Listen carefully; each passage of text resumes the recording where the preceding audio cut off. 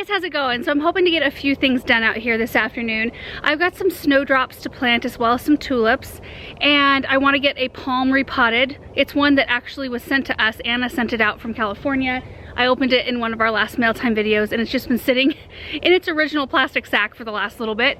So I brought some stuff up to repot that and put it inside, and then we might, if we have time, take after some roses and kind of get them trimmed up a little bit for winter. So here are my supplies for this afternoon. I thought that the palm would look really pretty. And this is a garland jardiniere from Unique Stone. This was one of the flower alley containers. And we're going to be using the cactus mix, because it also is for palms, to pot that up in. And then we'll take it inside. These are the bulbs here, the snowdrops, which are really small, and I'm kind of hoping there are 500 of them. I don't have any snowdrops in this garden yet, so this will be a really, really huge treat for us. I'm hoping to just use my shovel to plant these. They only need to go 3 inches down, so if I can just like excavate several areas to 3 inches down and just pack those areas full, I think that'll be the easiest. And then the tulips that I have left to plant, blushing ladies, there are 100 of those. And then these are the leftover ones from our raised bed vegetable garden project from the other day. So I've got like, I don't know, 50-ish left of each one of these, the Avaron and the French Blend Rose. And I'm gonna see how long my bulb tone holds out. That's my last bag that I have on hand. And then we'll just switch over to biotone if I run out. So shovel for the snowdrops, and then I've got a drill and an auger for the tulips. And then these are the roses that we may or may not take after today. So I don't do any major rose pruning in the winter, but for things that are like huge and kind of out of control, I like to trim them back just a little bit.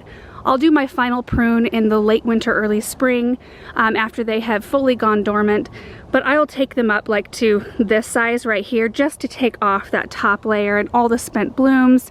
And it's late enough now and it's getting cold enough, they're not putting on new growth.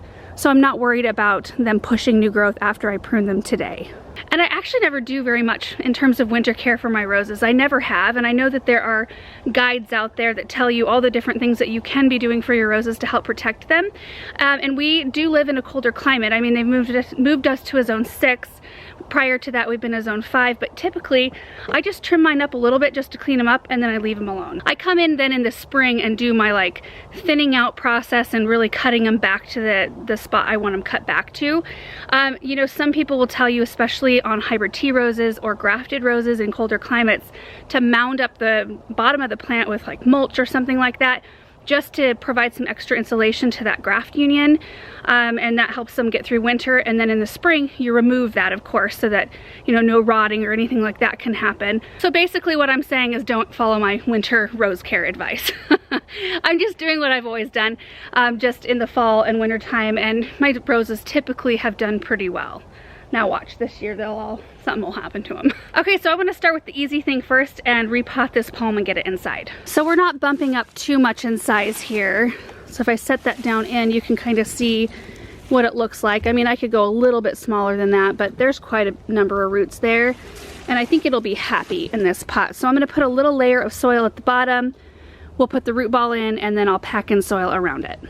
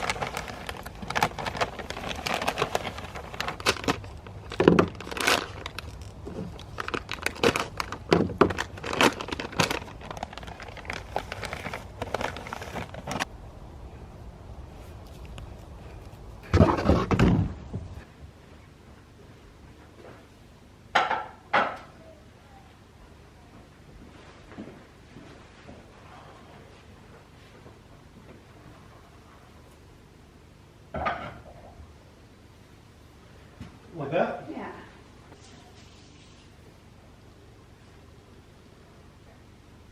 I think it looks really good in this corner right here. Typically I have these windows open and it's super bright in this spot. I just closed them because it was kind of hard to see. It was so bright in here. But I've got a little collection started in this corner. Looks like I have room for another one right there, maybe. Need to do a little grooming on my asparagus fern too. All right, project number 1 complete. Okay, next up are the bulbs. I think I want to have the snowdrops somewhere near our back kitchen door because they come up so early and it's so crummy out usually at that time of year and wet and cold that we don't spend a whole lot of time, you know, touring around the garden. So it'd be really nice to have them in a spot that's like really well traveled so that we'll make sure to see them. So I think I'm gonna go over to the other side and we'll plant them along our walkway, maybe. Ah, why did it turn around right there? It's like it could sense me. It must have hit something right here. No? I don't know. Okay, so there's several options in this entryway area.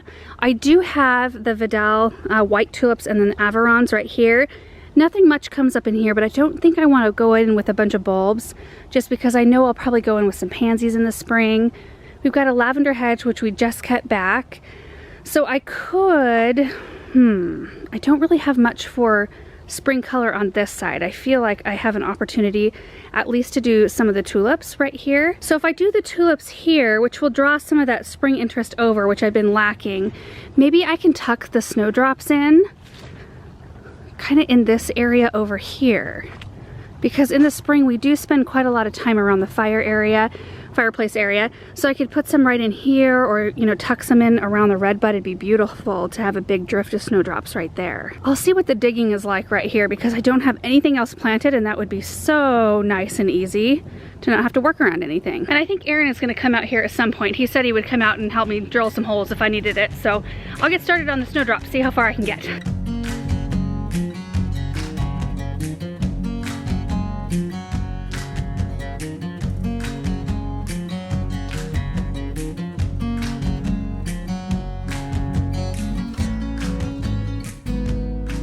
So a little update, Aaron had the idea of just tilling up this little spot since we're not dealing with any plants right here and we're really not running into any roots either, not of any significance, like little tiny roots right here.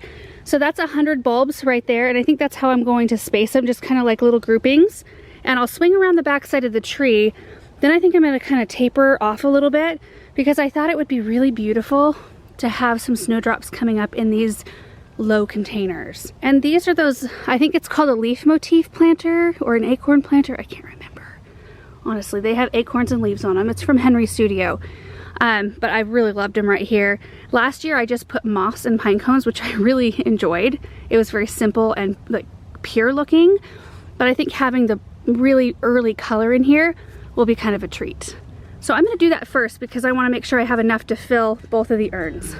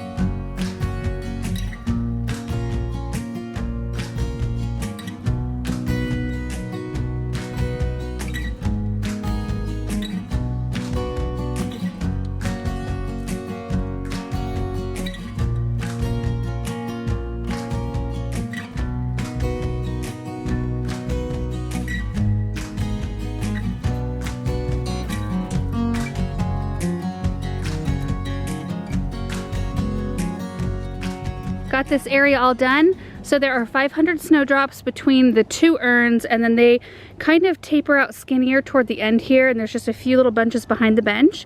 And then they get a little bit thicker as they go behind the redbud tree, and then they kind of taper again right here. I did have room, since I didn't have enough to do them really thick behind the bench, to tuck in some of those extra tulips. So right back here, like in a drift that kind of goes like this and ends right here, there are 60 French blend rose tulips.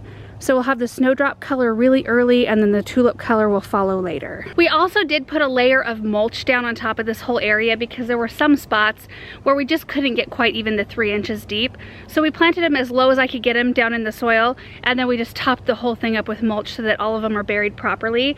And I will come through with the hose here in just a little bit and water them all in. But we will lose light, I think, if I attempt to plant any more tulips. And I really want to tackle some of these roses.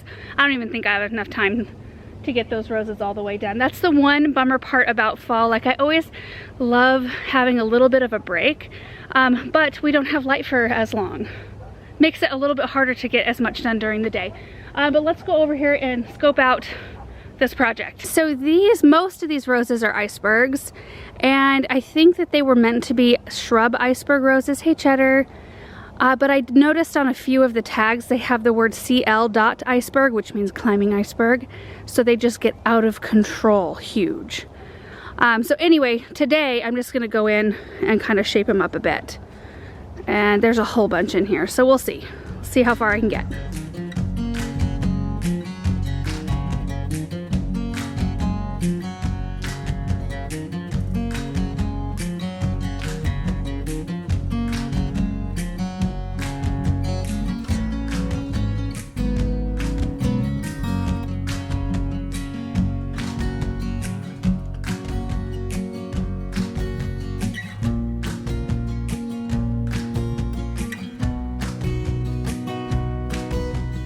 Well, I am really glad we got that done.